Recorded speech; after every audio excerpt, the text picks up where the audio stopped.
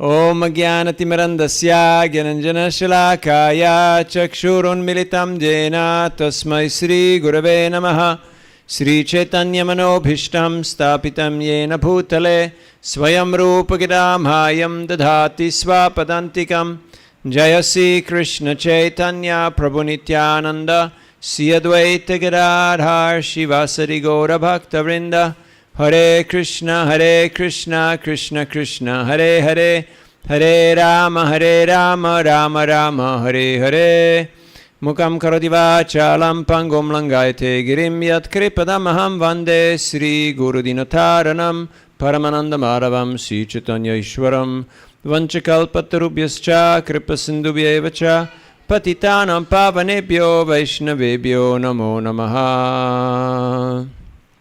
Hare Krishna. Quick question. Who here is a Sankirtan devotee? Any Sankirtan devotees here? Raise of hands. You see, that's the problem what we have in our life. It's a problem of mistaken identity. As long as we think I'm a lawyer, I'm a businessman, I'm an electrical engineer, I'm a housewife, I'm an old guy, I'm a young kid, we're in trouble because we have identified ourselves with the temporary, you know, the upadi, the designation. We're not the job, we're not the shirt, we're not the job, we're our eternal position is what? Nitya Krishnadas. So we're a servant of Krishna. And what is the Yuga Dharma? Are you sure? Yeah? It's still Harinam Sankirtan, right? So that means if you're Atma, if you're a conscious being and you follow Dharma, then you are a Sankirtan devotee. Are you chanting Hare Krishna? I saw you were chanting Hare Krishna before. So that means you are all Sankirtan devotees, because that means I'm chanting and I'm participating in the spreading of the chanting. So that means you're a Sankirtan devotee. But if I think I'm something else, then it's like, oh, that's their problem. It's not my problem, right? That's, you know, that's their job. So who's going to do this book distribution? Oh, you know, we got here Mayapur, and we got, you know, our friend here, Hari Kirtan, and, you know, Sachi, and yeah, they're going to figure it out. They're going to do it. No, it doesn't work like that. Sankirtan means what? Samyak Kirtan. The complete, the congregational chanting. Now, right now, we may not see the whole congregation here because it's a working day today, we understand. But there's more chairs in the back. So we know that this temple has a capacity of having a few thousand vibrant members. But of course, leaders will always be few. Activists will always be few. Like you have one head. You have two arms and two legs. So, but the head has to be clear and has to be thinking straight. Then the body can function properly. Right now, we're mostly here to meet the team and to see what's going on, feel the pulse, see the opportunity and the obstacles. It's pretty much similar everywhere.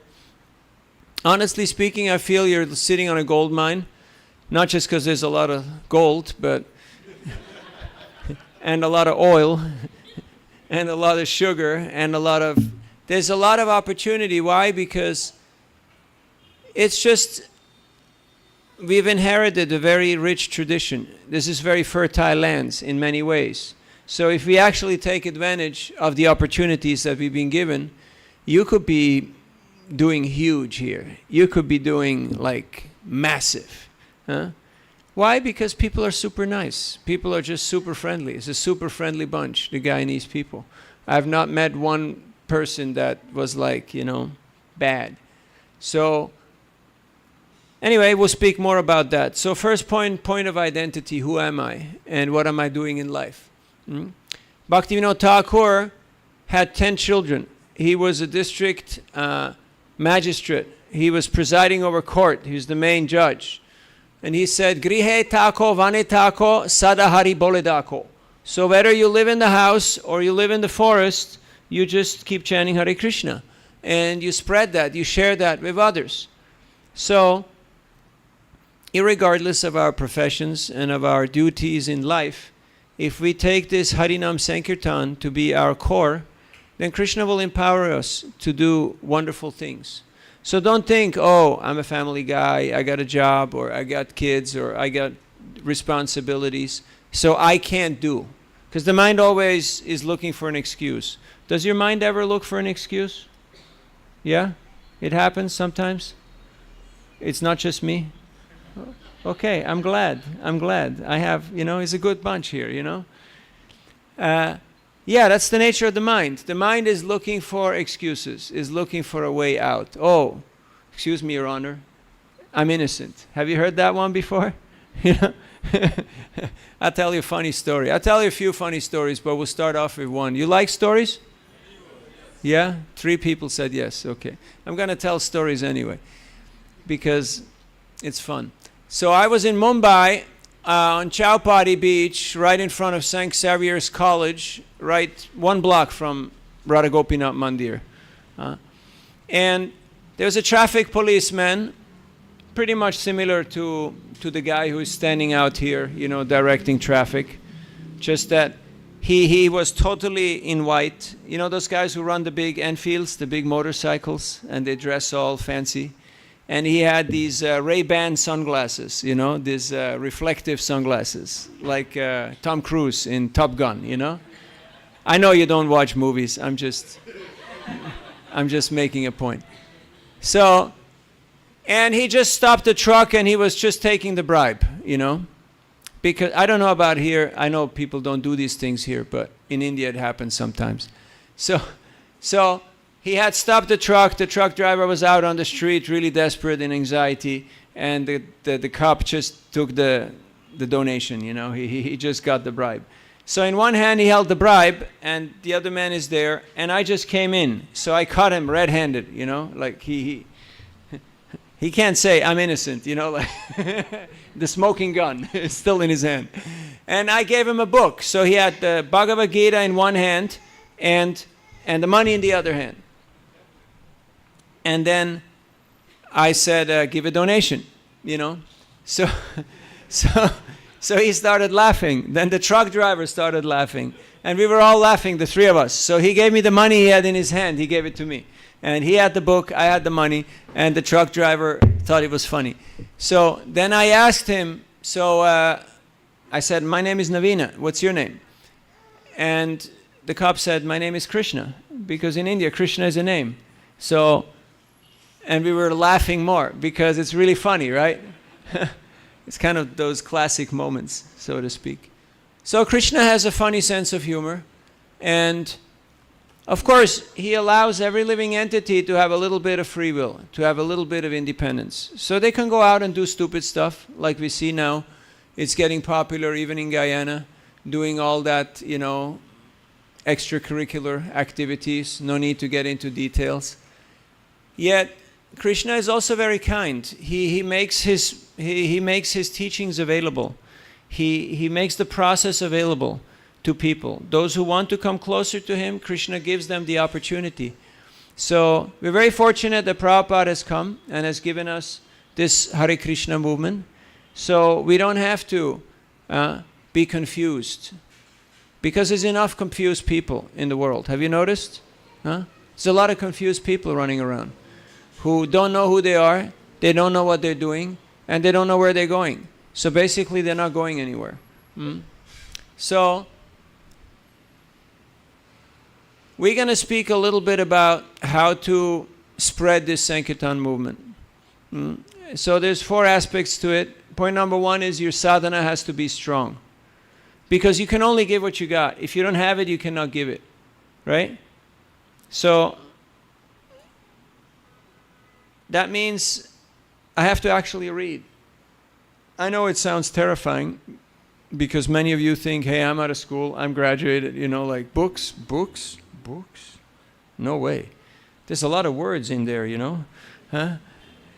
Yeah, it's called education. It's not something that happens just, when you're in primary school. It's an ongoing process. My father was a headmaster of a government primary school, and every year, even after 40 years of job, every year he had to go for 2 weeks of training. Even though he was 60 plus, he still had to go for additional training because that's what happens when you are in that kind of service. So in a similar way, we have to keep on reading the books. Are you reading Prabhupada's books?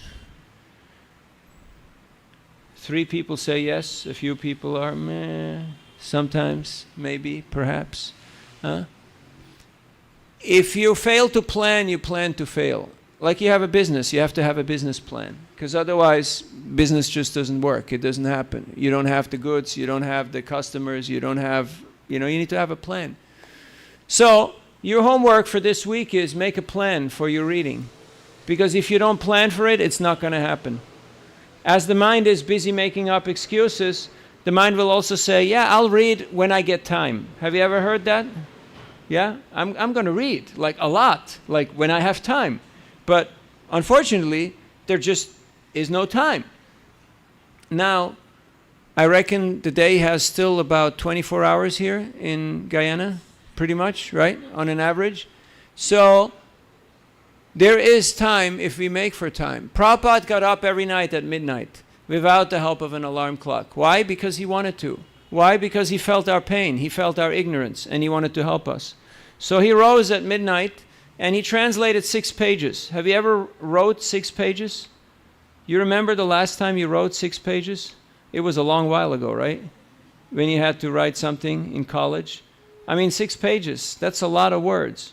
Huh? I remember from my Bhakti Vedanta course, we used to do about 3 pages, which is about 500 words or something like that. So 6 pages is more than 1,000 words. And it took him a couple of hours because not only did he have to translate from one foreign language into another, his mother tongue is Bengali, but he translated from Sanskrit into English. Now, your mother tongue is English. If I ask you, to translate from Spanish into French, it'd be a little difficult, right? It'd be a little difficult. So, if you translate, you have to understand the text. Otherwise, you can't translate because you can't translate literally. You have to translate the meaning, like what is the author trying to say. So first you have to understand what the author is trying to communicate. And then you have to understand your audience. What is their level? Like right now, I have a pretty diverse audience here. I've got some youngsters, I've got some middle-aged people, I got some older folks. So it's a pretty diverse, it's a mix. You have to know your audience, you have to know who you're talking to. Who was Prabhupada talking to? To everybody. He's the spiritual master of the galaxy. So how do you do that? How do you talk to everybody? You have to just repeat Krishna's words without ulterior motive. Not putting your ego, your own masala, your own stuff in there. You have to keep yourself out of the picture and just be a conduit, an instrument of Krishna's plan. And that's what Prabhupada did, and that's why the books are timeless. They're relevant, they're impactful, and they're tasty for anybody who is sincere. Shrinvata svakata Krishna punya shravana kirtana hridantaksto yabhadrani vidunoti suritsatam. So, yet people don't have that taste. Why not? Because they like room. They like other stuff. Because it gives them instant gratification. Whereas if you read Shastra, sometimes it's a little difficult, right? You have to try to figure out what is this person trying to say? What's the message here? Did you ever feel the books are a little difficult? Okay, so we're going to talk about how to make it more interesting for you to read. There's different ways how to read. Like you meet a new person and you give them Bhagavad Gita. Tell them, start in the 2nd chapter. Because the 1st chapter is a lot of names, is a lot of stuff. Have you ever met people who got stuck in the 1st chapter and they didn't go any further and they just left it? They just closed the book? It has happened to many people. So just tell them, just go to 210 or 211 and start from there. That's where the teachings start. And you'll actually figure something out. Okay? So one way how to read is you just go on a treasure hunt. You're just looking for things that captures your mind, that sounds interesting to your mind. That's one way how to do it. Then once the mind becomes attracted, then it's easier. Then the mind says, oh, what was the beginning of this book? Let's go and check out 1:1. Sanjaya Uvacha.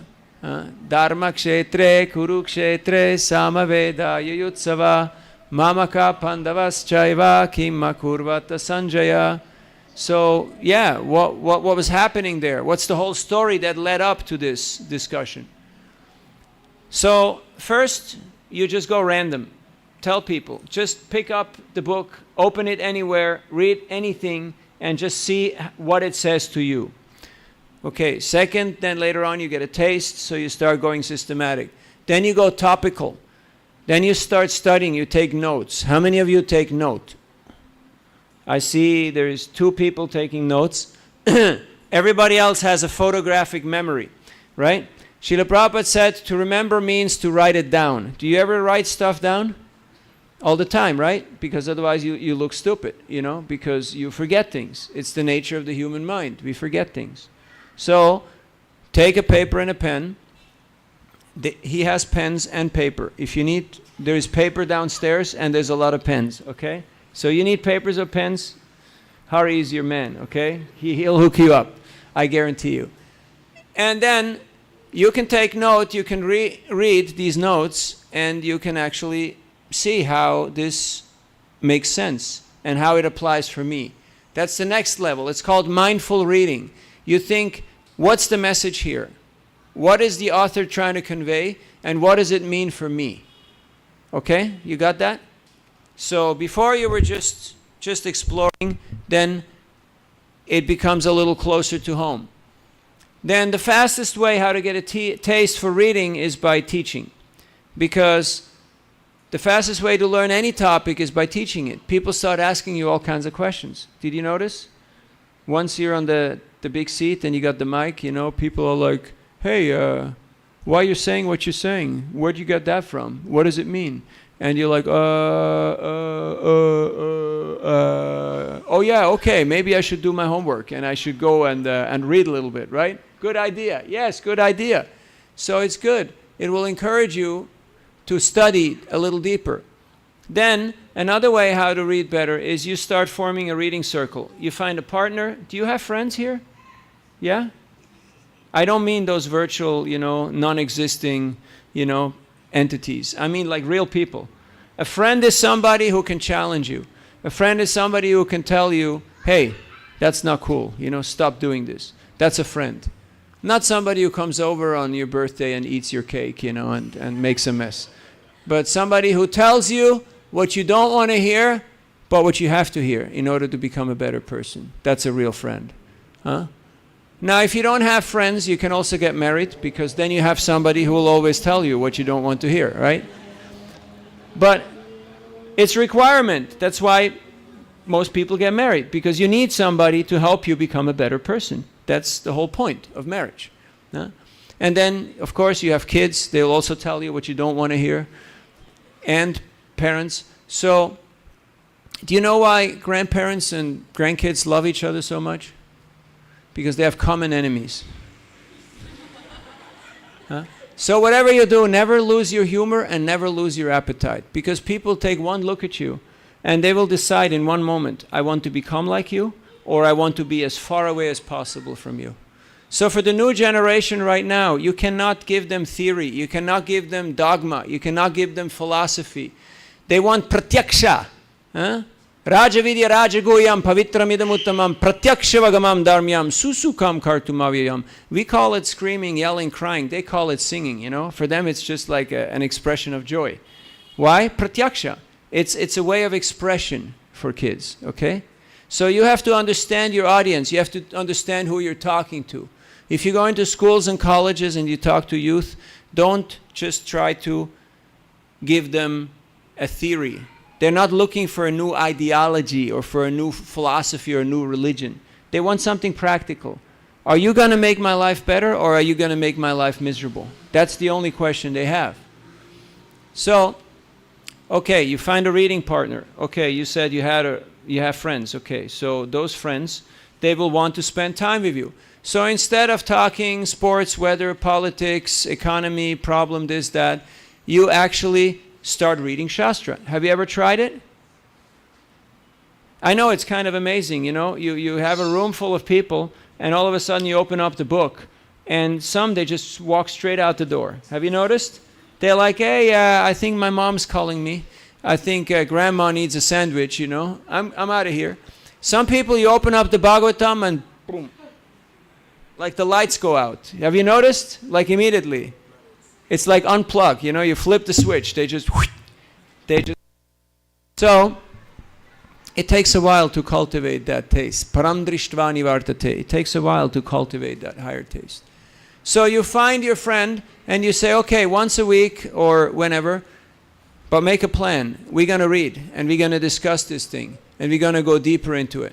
That's how you really learn. Most learning takes place in peer groups. Whatever it is that you do, find somebody who does the same thing and do it together with them. And you learn from them. That's how people learn. Okay? Not just clicking your way through the galaxy. Have you ever met people who graduated from the University of YouTube? Have you heard of the University of YouTube? It's a common phenomena, right? People click on a few things and then they think they're a master of something. And then they end up in trouble. So, strong sadhana means you have to read Prabhupada's books. How many of you have read all of Prabhupada's books?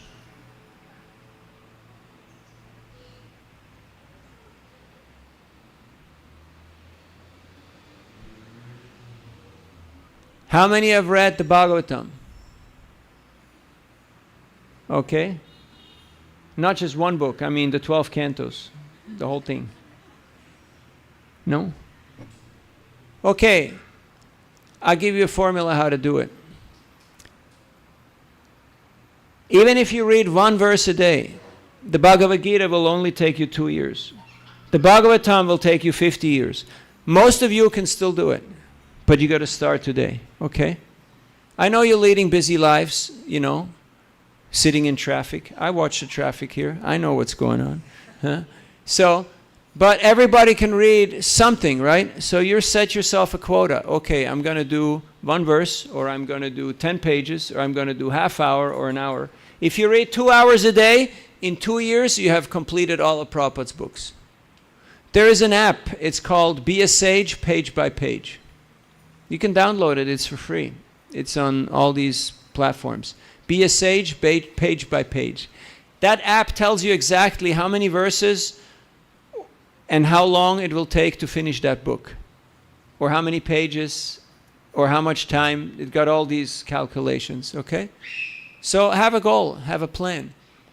Because otherwise, all of a sudden, some of us are getting older. Have you noticed?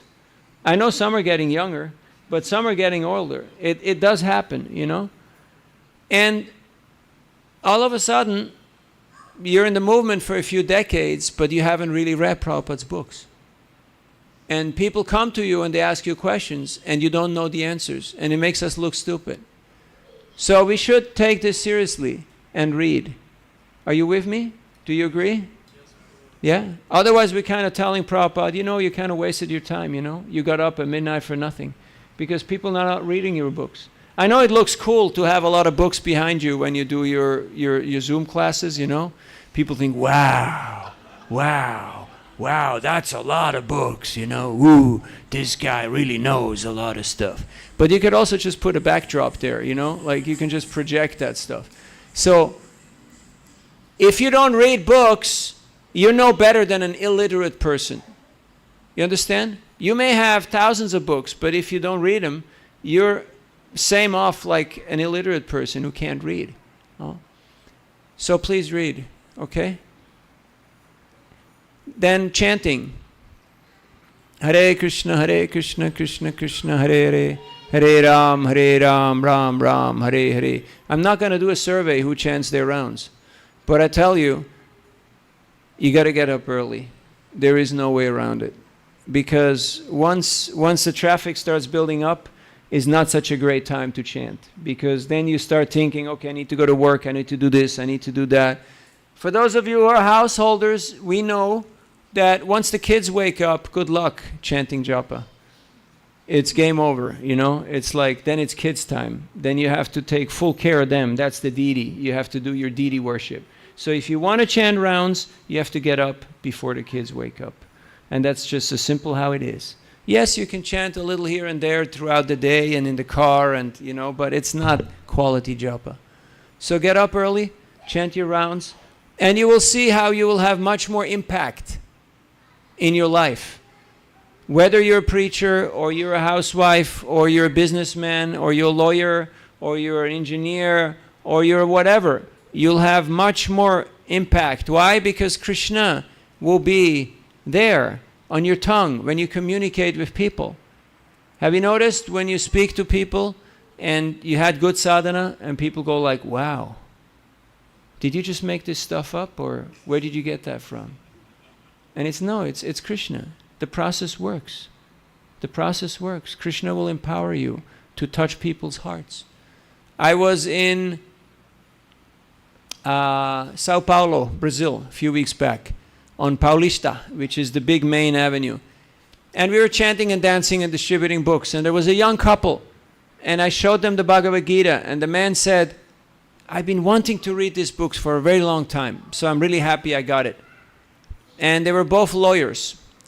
So I looked at the man and I told him, you're 31 years old. And then I looked at the girl and I said, don't worry, he will marry you, but it'll take a little time, you know. He's a lawyer, he's a little intellectual, so, you know, it will take a little time. And then they asked me, how do you know this stuff? And I said, you got to read the book, you'll find out. Huh? I mean, it's not rocket science to read people's minds, you know. It's not that difficult. And Krishna will let you know whatever you need to know to do your service. Hey kids, you can have fun, but no screaming, okay? Thank you. So, you got to read, you got to chant, because you can't give what you don't have. And even worse than that, if I'm telling people to read and to chant, but I'm not reading and chanting, what does that make me? We call that a hypocrite. And a hypocrite is pretty much the worst thing you can call somebody. So don't be a hypocrite. Don't just profess to be something, but you're not. Because that's why people leave religion. That's why people leave churches, temples, and mosques. Because they're fed up with hypocrites. People who are saying one thing, but they're doing another thing. So we have to be sincere, authentic. You may not know all the books, you may not chant 64, 108 rounds, but we should be sincere in our practice. So that's for the starters. Our sadhana has to be strong. Then point number 2, you got to get books, because you can't distribute books that you don't have. Have you ever met people who saw you and they said, you Hare Krishna, right? Do you have a Bhagavad Gita? And then, no, I don't have a Bhagavad Gita. Makes you look stupid, right? Somebody wants the Bhagavad Gita, but you don't have a Bhagavad Gita. So always keep books in your backpacks, in your purses, in your car, in your office, in your home, because every day you will meet people who will say, why are you vegetarian? Why you not get angry? Why you don't fight? Why you not doing all the stupid stuff that everybody else is doing? And then instead of giving them the big talk, you just give them the book, okay?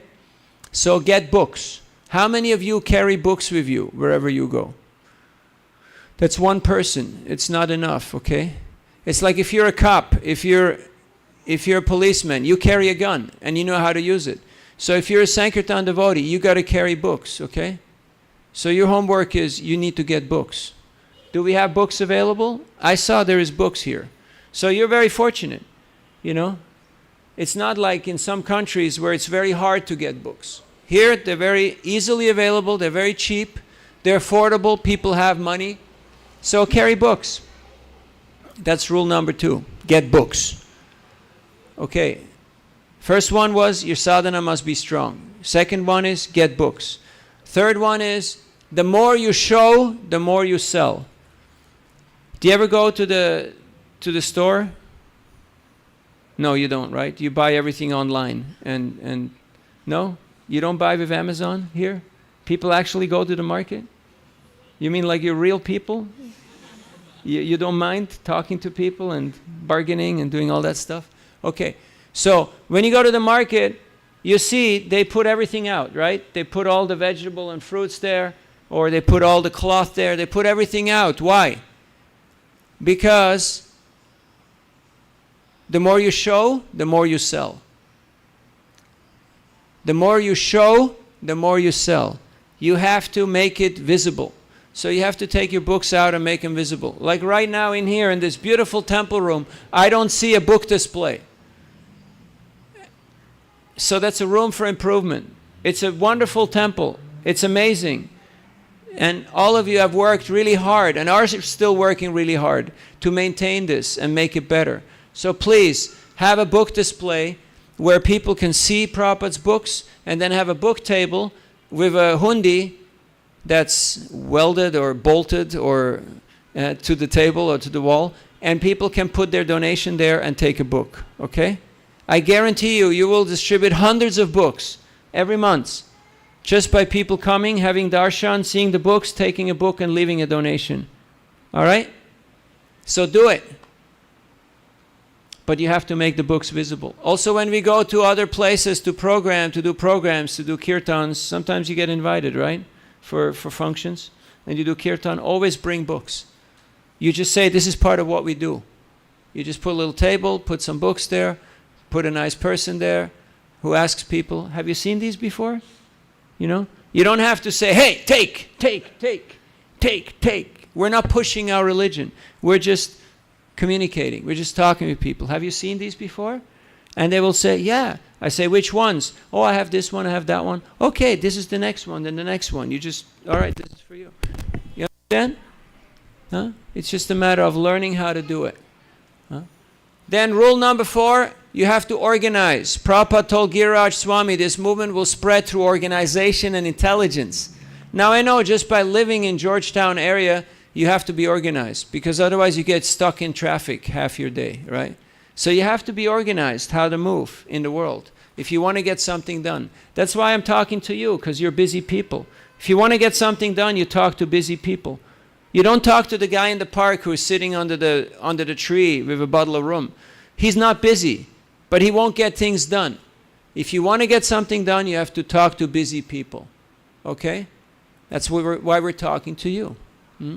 Because we would like you to be the leaders of this Sankirtan movement here in Guyana, because you're sitting on a gold mine. But what were you to do if you realized that you're sitting on a gold mine? What would you do? I know some people, they would call the Americans or the Chinese or the Brazilians or the British and say, hey, we got a gold mine here. Just come here and explore our gold, and just give me a little donation, and it's be okay, right? You can do whatever you want. Just no. If you want to explore a gold mine, you need to build a team, because it requires engineers, it requires financiers, it requires lawyers, it requires laborers, it requires everybody. You need a big team of people. So right now, I see a few potential leaders, and that's all it takes. You have to have vision. Where there's no vision, people perish. So if we become expert in formulating and in communicating the vision, you can plug in thousands of people. You know, formally in traditional ways, you had a gurukul. There was one headmaster. And the older students were teaching the younger ones. And those were teaching the next level. And those were teaching the next level. So you can have thousands of students with one headmaster. It works. I've seen it in the primary school of my dad. But that means we have to agree to be team players. We cannot have our ego get in the way, that we say, no, I only can play the drum. No, I only come if I can be the boss.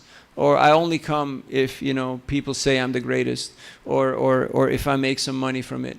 But if we all agree to put our differences, our ego aside, and we recognize the need, the necessity of the time to take Sankirtan to another level, then we can actually do something very pleasing to Prabhupada, very impactful. Yes, we can say, okay, we got a few cases of Gita sponsored last Christmas, and that's good enough, right? Is it good enough? Not really. Do you know how many books the Christians distribute? Approximately. I can guarantee you, they distribute a lot of literature.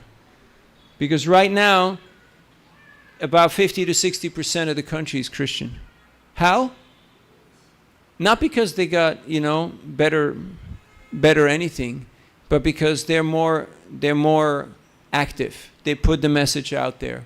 They do massive literature distribution. So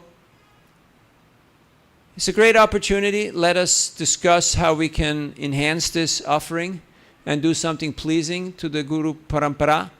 What is the most important verse of all the Vedic literatures? This is the $1 million question. Ta-ta-ta-ta. Who knows the answer? The most important verse of all the Vedic literatures. O sadhus. Any wild guesses? What comes to your mind?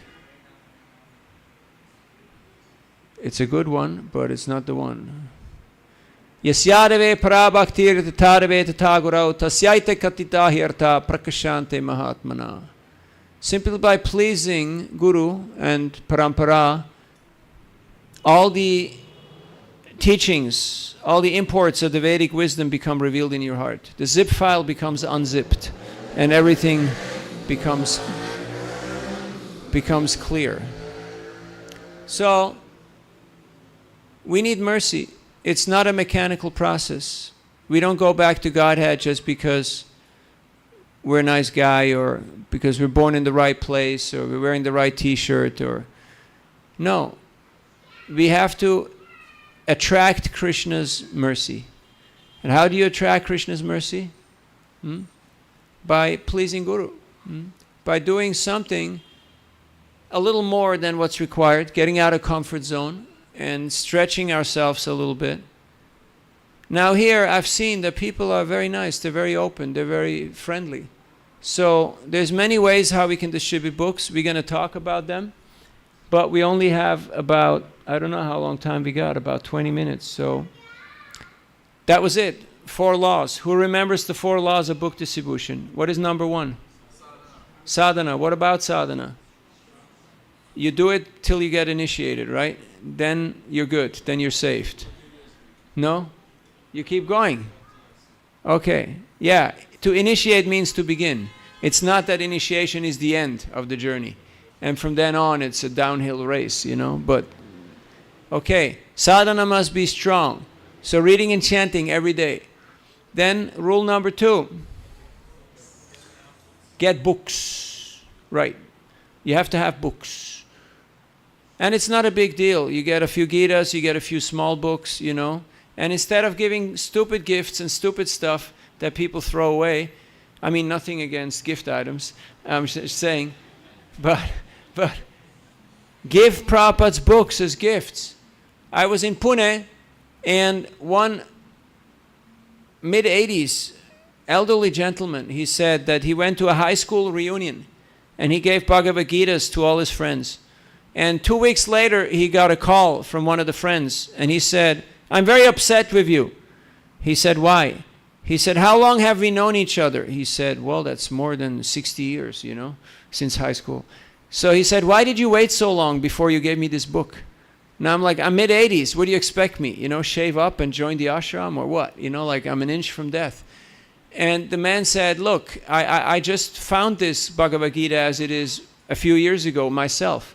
So first I had to read it and understand it and become convinced before I could share it with others. So the point I'm trying to make is give people Prabhupada's books. It's the most valuable thing you can give to anybody. Because it's like handing out tickets to the spiritual world. Golokera Premadana Harinam Sankirtan.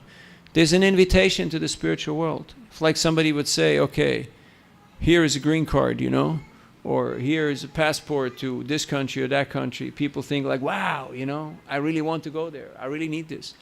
But we know that Abrahma Bhuvana Loka Punaravartino Arjuna Mamupeta tu Kaunteya. Punarjanma Navidyate. Yes, everywhere, same old, same old. Same stuff happens. The death rate, what is the death rate here?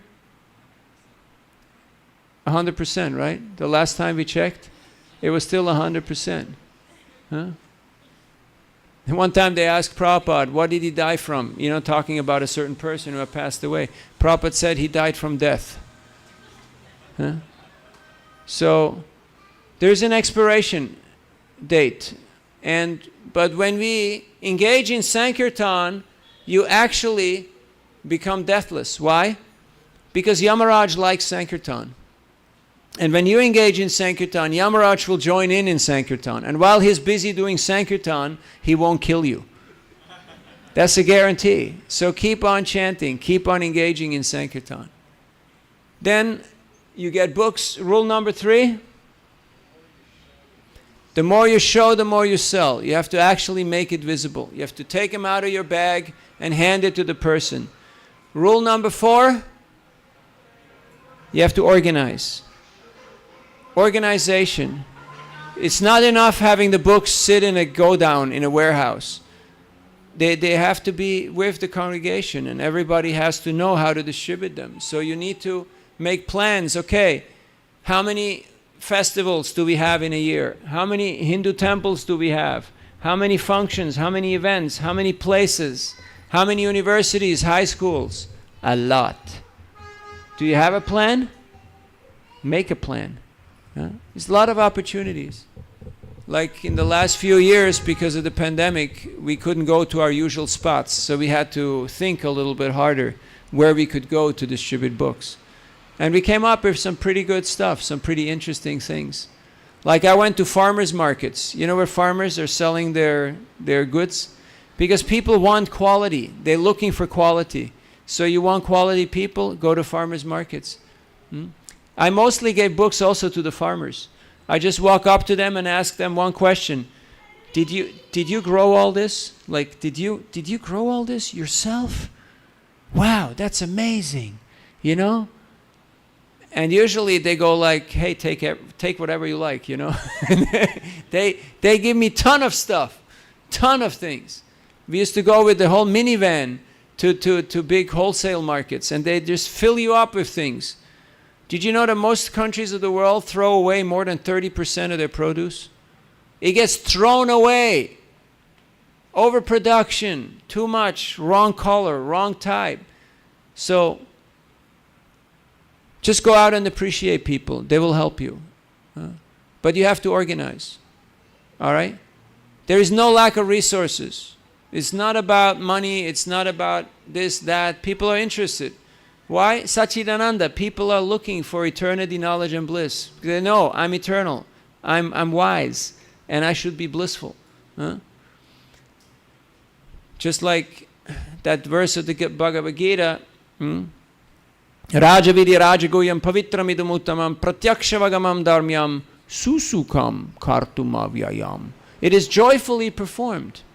Are you joyful in your practice of Krishna consciousness? Sometimes, right? Sometimes. So why not? Why am I not blissful? Why am I not happy? Because I'm spending too much time on my phone. I'm spending too much time on the internet. I'm spending too much time with my mind. Or with whatever that is sucking up our time and our energy.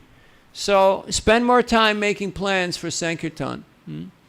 Prabhupada told Giriraj Swami also that intelligence, organization and intelligence is what will spread this movement. So I feel like at home, you know, it's hot, humid, and a lot of mosquitoes. It's like Mayapur. So, and then he said that intelligence, it's okay, don't worry about it, it's fine. He said intelligence comes from good experience, and good experience comes from bad experience. Have you ever had bad experience? And then it led to good experience. So don't be too hard on yourself. It's okay to err as human. We all make mistakes. But don't make the same mistake more than 10 times. Okay? Because trying the same thing over and over and over and expecting a different result is called insanity. So don't do that. Okay? Don't keep on doing the wrong thing. Confirmed. But learn how to do things right. And for that we have these little workshops. And this is an educational movement.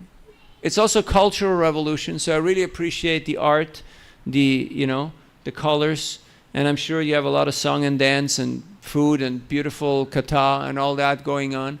But that should be in every aspect of our life. It's an educational movement. And if we establish ISKCON as an educational movement, I guarantee you everybody will line up because they will want what you have. Right now in India, ISKCON is known as a brand name because we have quality product. So, similar ways, we should become more expert in how to promote, in how to market the message and make it more accessible. It's also it's already very beautiful and very tasty and very meaningful, but still somehow people have a hard time to connect with it for whatever reason, whatever the obstacle might be. Questions? I'm going to be here for a few days, do a few programs here and in other temples, so we'll get to see each other. If you're around, it would be fun. So, questions? Yes? Best way to present Krishna consciousness to people is by being a happy devotee. Prabhupada said, chant Hare Krishna and be happy. Because when people see you vibrant, energetic, and blissful, their only question in mind should be, how can I become like you?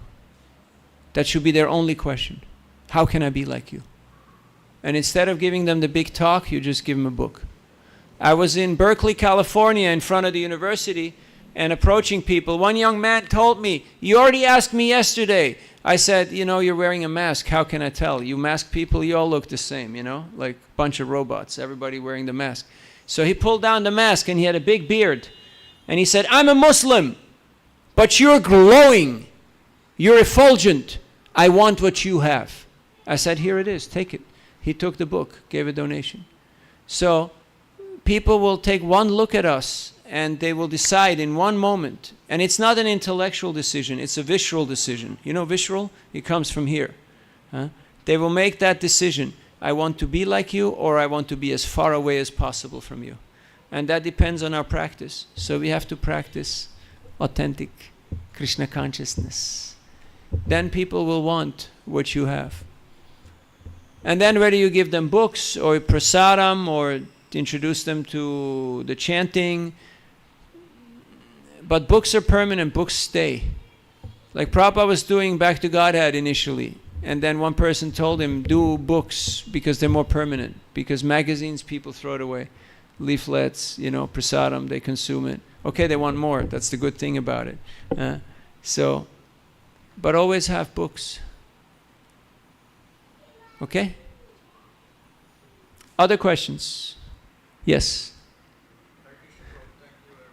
Hare Krishna Prabhu too. Here also, Hare Krishna. How do we keep book distribution like something ongoing, like not something like A thing of the past. or how do we keep that as a priority in our yatra? Yeah, it's like you want to eat, right? Do you have a plan for having at least 2 good meals a day?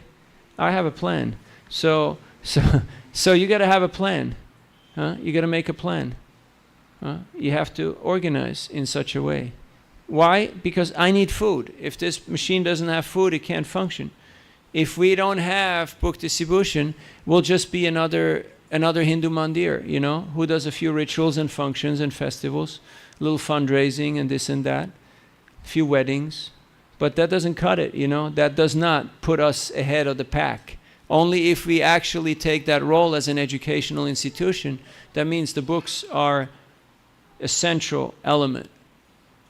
So there has to be a leader, there has to be a game plan. Somebody or a team of people who is designated to take that role. And people, the whole congregation should feel it's not your responsibility, it's our responsibility. Like this is not, you know, this is not Prabhupada Deva's temple or Hari's temple or this guy or that guy. This is our temple. Proprietorship turns sand into gold. Normally it might be sand, but if it's your sand, it becomes gold. Like you can see with the Venezuelan who think that that part of Guyana belongs to them, right? Right? That sand for them is gold. So we have to identify, we have to actually accept this mission of Guru and Gauranga. And it's not a theoretical thing, it's a very practical thing. And then you make plans, not just for once a year, you know, Diwali, Christmas, Prabhupada Marathon, but it's an ongoing effort that can continue throughout. Also, I see that you have a good fortune that you have a strong family culture, so you have people of all generations. So the more we become aware that of those demographics, and we involve the ladies, and we involve the youth, and we involve the children, then you'll have a very powerful impact on society. Some people think, why can't we just import, you know, a few brahmacharis from Chowpatty? Have you heard that argument? Huh? Right? So what does it cost? Okay, what does it cost? You know, let's buy ourselves a few brahmacharis, okay? All right, we already got a few pujaris and a few cooks. I mean, it's nice to have them, but why not buy a few brahmacharis? I can tell you why, because it doesn't work that way. Because people want to see a community. They want to see that not just a bunch of, you know, what were they called? Indentured servants? Huh? Indentured laborers. You remember? You learned in history, you know, how the whole thing happened here in Guyana. So that's not how Krishna consciousness spreads. But it has to be organically, which means that we own it. It's our baby. And we take it seriously. So that's why we're happy to see kids running around and playing, and that's why we're happy to seeing older folks, you know, who have been through life, and they're with us, and they give us their wisdom. We're here today because of the sacrifices, the tears and the prayers of our ancestors, materially and spiritually. And if we don't accept this heritage and we appreciate it, then not only are we ungrateful, but we're stupid, because we're not recognizing the potential. We're not recognizing what we have. So it's not something that we can outsource. Oh yeah, let's call some brahmacharis. We pay a few tickets and we feed them, and they'll do all the preaching and they'll do all the stuff. What happens if, you know, there's no more of that international travel? Or can we still be Krishna conscious? What do you think? What do you think? Let's do a little survey. Is it possible? Can we? You sure? Even if no Americans come anymore? Even if no Indians come anymore? Can we manage here, Krishna consciousness, Guyana? I think we can, right? But you know what it means? It means you have to be ready to listen to each other, because you will have Guyanese leaders, you will have Guyanese gurus, you'll have Guyanese GBCs, you'll have Guyanese preachers.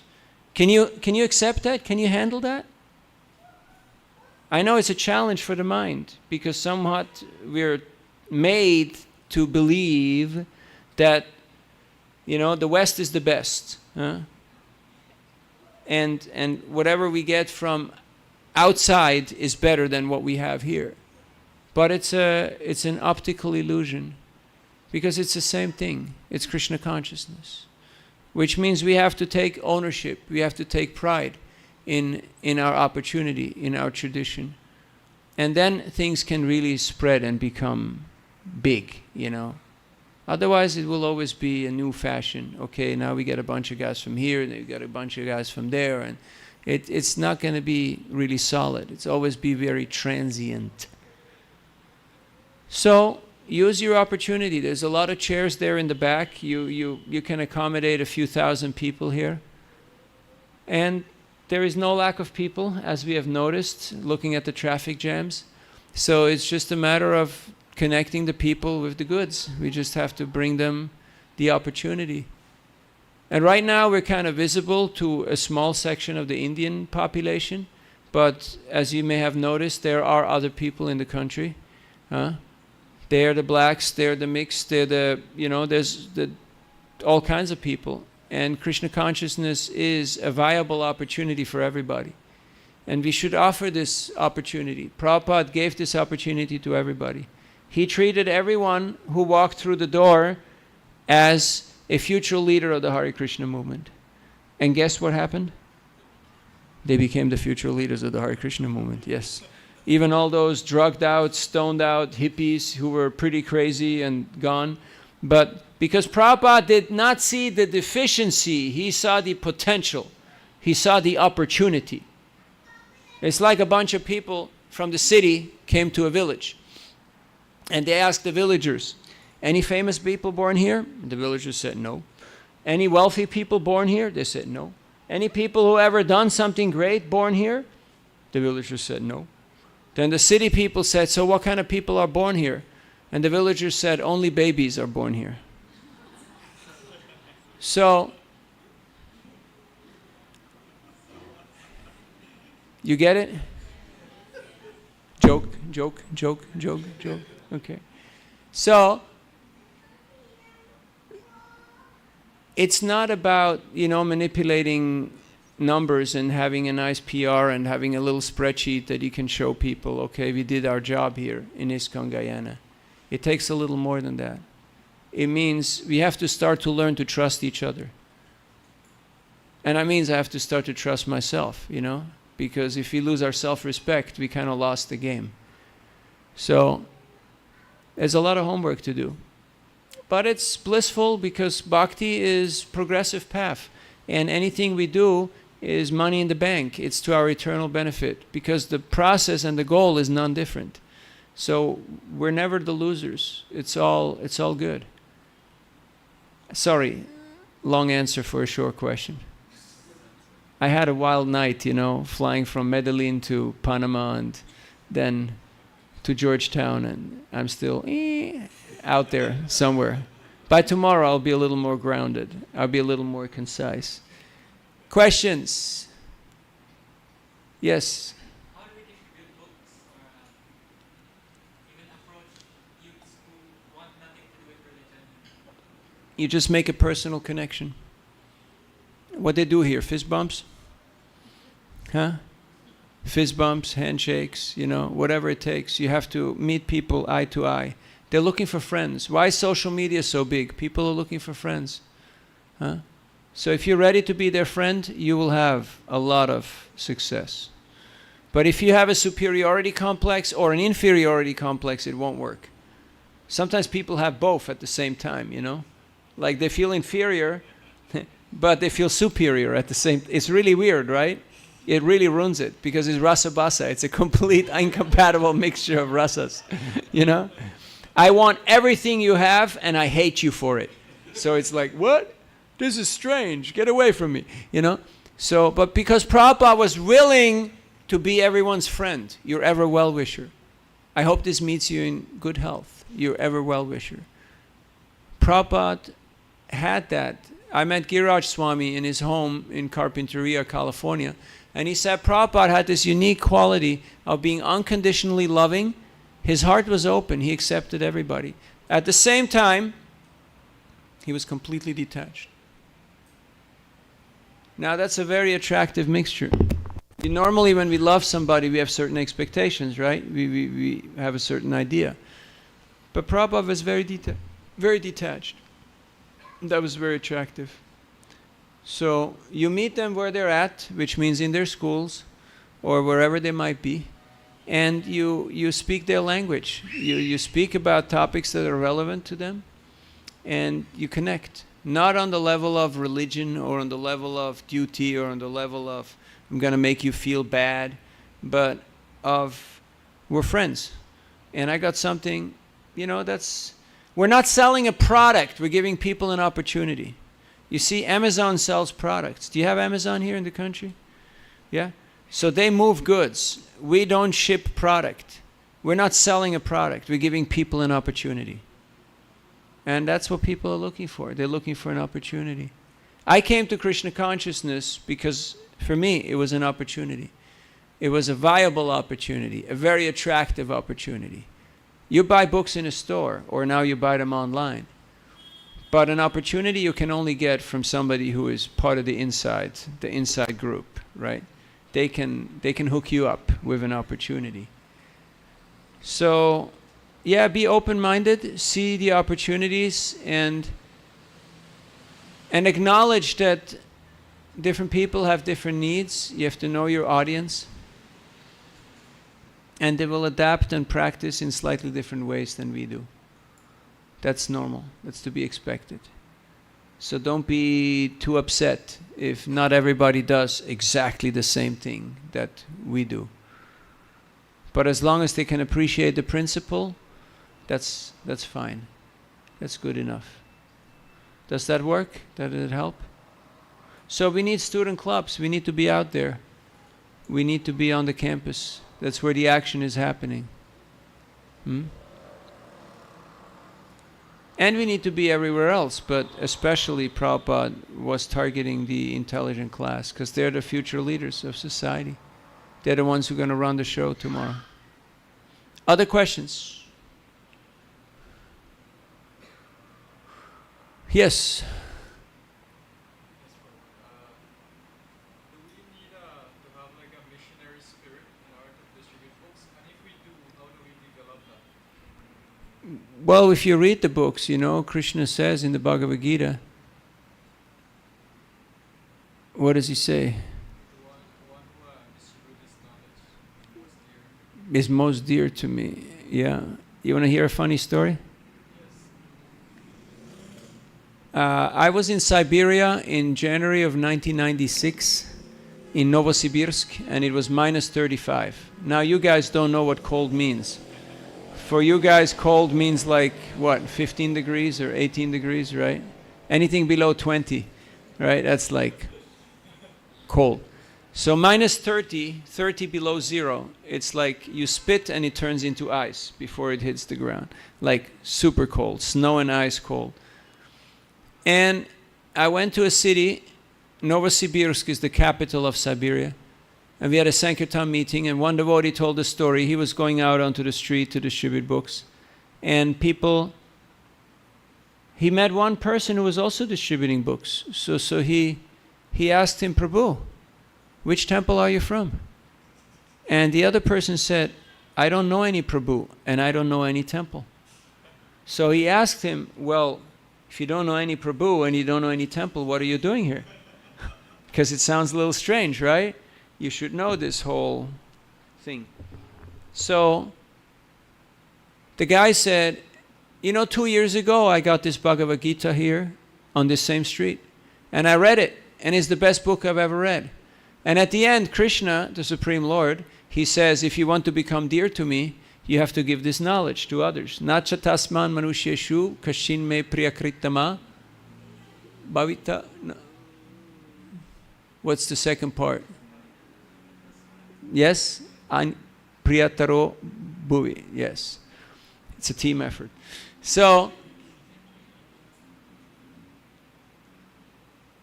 and then what did he do? After he read that Gita, he went to the copy shop and he had 100 copies, Xerox copy. Did you ever Xerox copy something? You know, like a visa application or a resume or, 2-3 pages, right? It's a 1,000-page book. He had that photocopied, 100, and he had it bound. And he went up on the street and he said, excuse me, sir, do you have a minute? This is the best book I've ever read. I would like you to have it. And it cost me this much money to print it. Please give a donation. So I have a doubt. Actually, I have many doubts. Because, to doubt is the sign of intelligence. So if you have many doubts, you must be very intelligent, right? It's a joke. You're supposed to laugh. Okay. So I have many doubts. But what is one of my main doubts? One of my principal doubts? What if we all become useless? We all become a little too comfortable, a little too self-absorbed, a little too lazy, a little too fat, a little too arrogant. It happens. Have you noticed? If you look at history, you look at the history of religions, it happened to every religion, to every civilization. What if we lose it? With it, I mean the missionary spirit. I mean the compassion, that Gurudev Kripa Bindu Dio Koro Edase Trina Pekaya Tihina. What if we lose it? What if we become another, Buena Vista Social Club, if we become another Rotary Club, another Hindu society, you know, who throws a few flowers and a few sweets.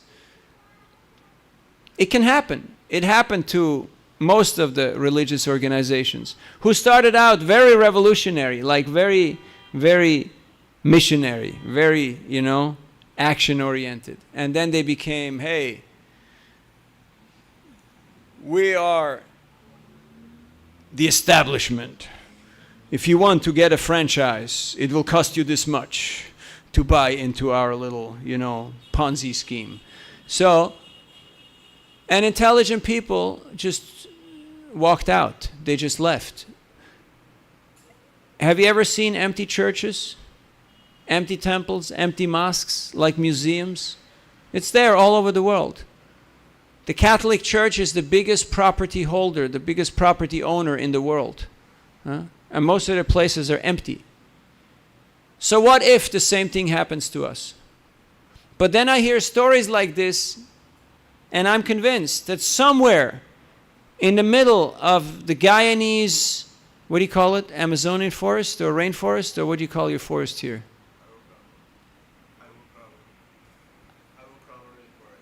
Avrocrom? Ivocrama. That's a big word. Is there an acronym? Is there a shortcut? Into the interior, yeah. Somewhere in the interior of Guyana, somewhere in the Sahel Desert, somewhere in Siberia, somewhere in Antarctica, somebody will find the Bhagavad Gita. And they read it, and they will say, hey, see here? I'm going to do this. And they will start the Sankirtan movement again, by themselves, from scratch. So if you're not going to do it, if we're not going to do it, someone's going to do it. Mahaprabhu declared, Param Vijayate Sri Krishna Sankirtan. He said this Sankirtan movement is a success. It's already been declared by the Lord, by the boss himself. It's not a question, no doubt about it. The only question there is, am I going to be part of that success or not? And everybody has to answer that question for themselves, individually. It's not because I'm part of a certain nationality or group or ethnicity or I'm born somewhere. No, I have that choice to say I'm going to be a Sankirtan devotee or I'm going to get busy with other stuff. Now Maya is going to give you a million excuses why not and why there's other stuff that's more important, that's more interesting, that's more profitable. But if you have faith in Lord Chaitanya's instruction, in Bhaktivinoda Thakur's prediction, in Prabhupada's vision, then you'll take it up and you'll try it out. And I guarantee you, money back guarantee from this seminar, I guarantee you all, if you try out Sankirtan, Krishna will do the magic and you will be able to see the magic and your life will never be the same. Have you had experiences like that? I believe you do. Otherwise, you wouldn't be sitting here today. I'll tell you one little story and then we'll quit. I was in Tucson, Arizona, and it's the world's biggest gem show for crystals, minerals, stones, and jewelry that's dug out of the earth. There was vendors from all over the world. The Jaipur guys, the guys from Siberia, the guys from Africa, the US, everybody. Thousands of vendors, hundreds of thousands of buyers. Anybody who has a store, a gift shop, an online thing, they were there. So I go into this, there's a guy, he had 4 stores in different venues. A store is about 2 or 3 times as big as this temple room. He's a Russian guy working out of San Francisco. So I went up to him and I showed him the books. And he said, Bhagavad Gita, I already know. Do you ever meet people like that who say, I already know? Sometimes I meet people who say, I know everything. Have you ever met people who say, I know everything? Then I tell my friends, hey, come, you got to meet this guy. This guy knows everything. You have to talk to this guy, you know, like he knows everything. Because that's really funny, right? Like sometimes they say, I am knowing everything. I am not knowing English, but I am knowing everything. So the guy said, I know Gita, I know Veda, I know this, I know that. I said, that's very nice, but these books are not for you. So when somebody says, I already know this, you say, That's great, but this book is not for you because you already know everything.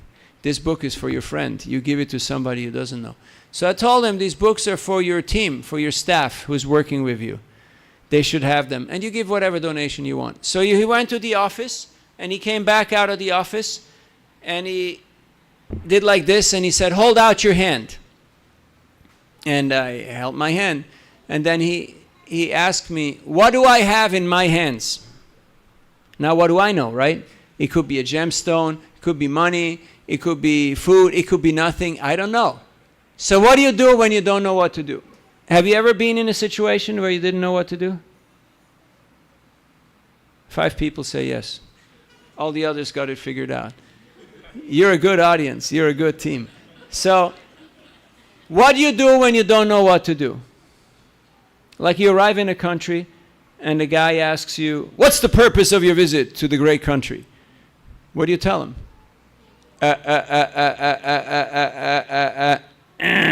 Wrong answer. Line 5. Check him out. Huh? What do you do when you don't know what to do? Any idea? Ask Krishna. Yes, ask your Surit, your dearest friend. Krishna, I need a miracle right now because I can't do this. I don't know the answer. I'm not smart enough. If I've ever been a good boy, if I've ever chanted your name, if I've ever done anything, please take that sukriti, that punya, and give it to this person because he needs it. So I looked him straight in the eye and I said, you have $108 in your hand. And he opened it up and it was $108. And I told him that the same spirit that's in your heart is also in my heart. And if you actually read these books, then you will know whatever you need to know. And nothing else had to be said. That was enough. End of the lecture, you know? Close the book. So I gave him a hug and we both parted and we were both happy. So the point I'm trying to make is don't go out there, try to argue with people, try to sell a product to people, try to convert people. By the way, would you like to get converted today? No? What about you? Would you like to be converted? Would you like to be converted? Not before dinner, right? Anybody would like to be inspired? Yes. People would like to be inspired. So go out and inspire people. You will have a lot of friends. You'll have a lot of customers. But if we're insecure, or we're arrogant, or we're confused, then it's not going to be so easy. Of course, nobody can hide the sun. Krishna Suri Sama Maya Haya Andakara Yahan Krishna Maya Adhikara. Krishna is all attractive. And even we may try to obstruct it, and we may try to confuse people, still Krishna will come out winning. But we'll have a better experience in that way. Now, I totally forgot what the question was, because I got excited just telling my little stories. What was your point?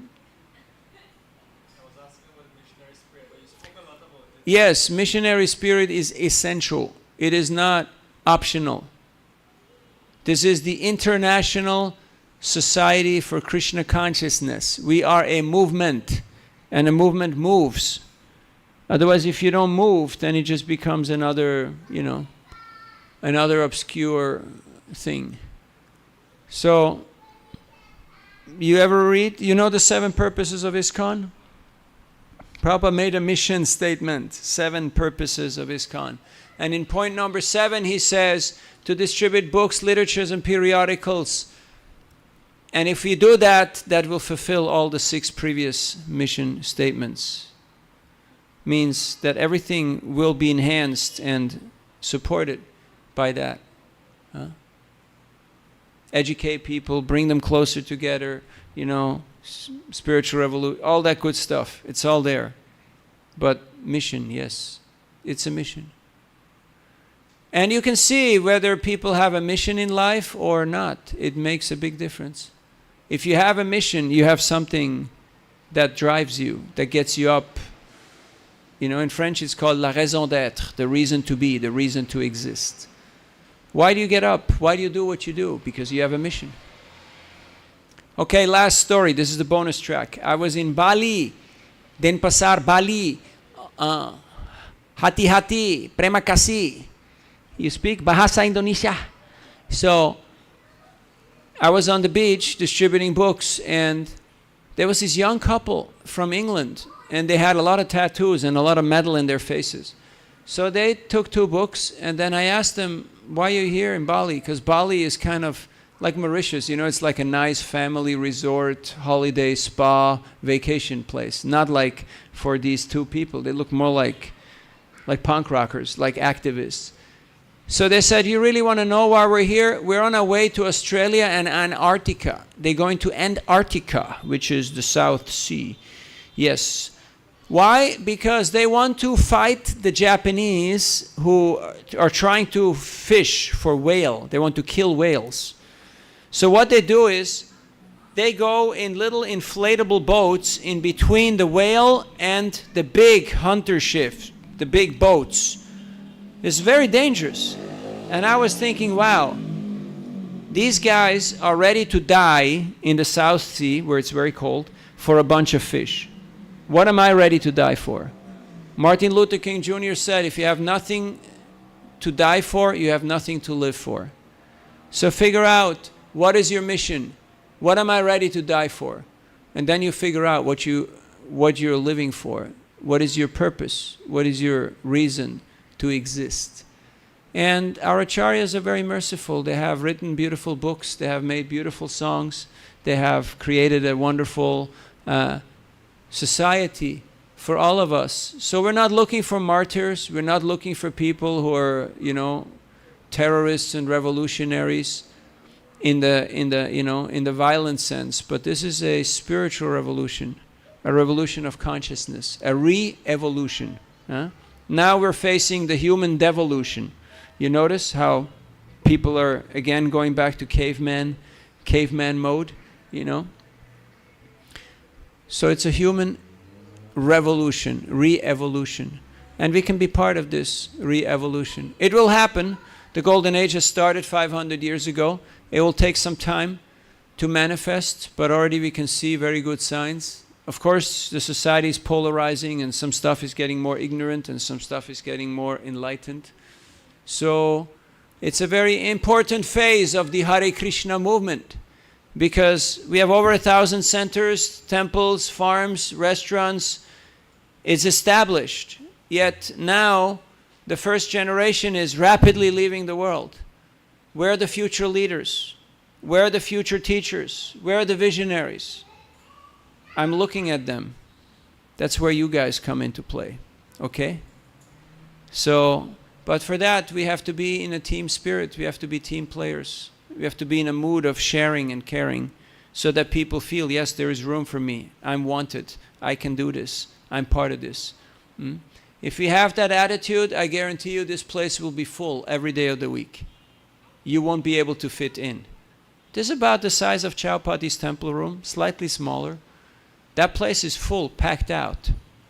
You have seen, right? It is pretty busy. So it is possible. It is possible. You've got whatever it takes to make it happen. It's the same books, the same mantra, the same process, the same deities, the same prasadam. Everything's same. And you got similar demographics. You got a lot of opportunity. You're sitting on a gold mine. Thank you for your kind attention. So we'll be here for a few days. I don't want to overshoot the target on my first day here. So thank you for being who you are and doing what you do. I know you're working hard to maintain and to expand. Let us put on our thinking caps and strategize how we can attract Krishna's attention by pleasing Guru and Gauranga. And then nothing is impossible. Prabhupada said Krishna can give you the whole world in 18 days. But what would you do with it? We can't even manage one building.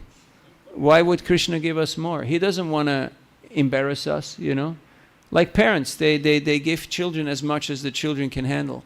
And if they're grown up, then they give them more.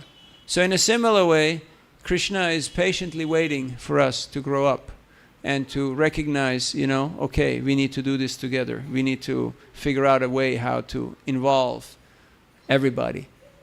Then Krishna can give you everything. Prabhupada said Mauritius could be the first Krishna conscious country.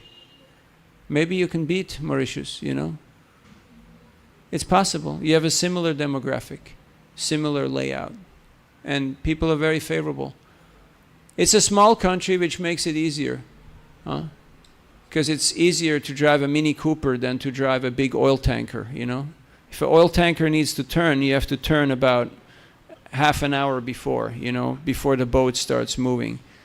Whereas here, this is very quick in response.